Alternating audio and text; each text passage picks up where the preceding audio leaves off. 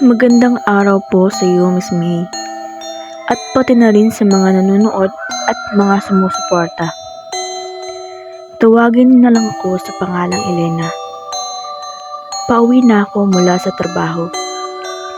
Gabi na at medyo madilim na ang kalye.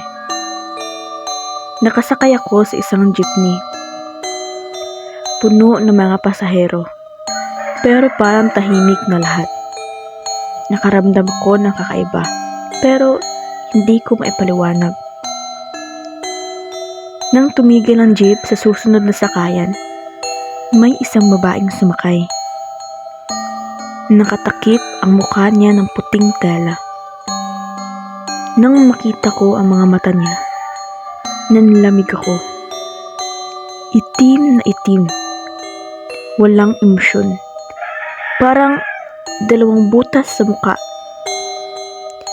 Nakatingin siya sa akin. Hindi ko maalis ang tingin ko sa kanya. Sa bawat pagtigil ng jeep, lumilipat ang tingin niya sa ibang pasahero. Pero parang bawat pagtingin niya, tumatagal ang katahimikan sa loob ng jeep. Para bang ang mga tao ay natatakot. Hanggang sa nakarating ako sa isa aking kanto. Bumaba ako at nagmamadaling maglakad pa uwi. Pakiramdam ko nakasunod pa rin sa akin ng babae. Nang makarating ako sa harap ng aking bahay, biglang nagdilim ang paligid. Nawala ang ilaw ng kalsada. Nagmamadali akong pumasok sa bahay at sinarado ang pinto.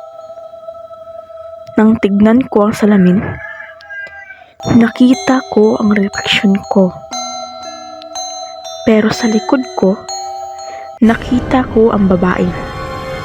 Nakahiga siya sa likod ko. Nakatingin sa akin. Walang muka, nakangiti.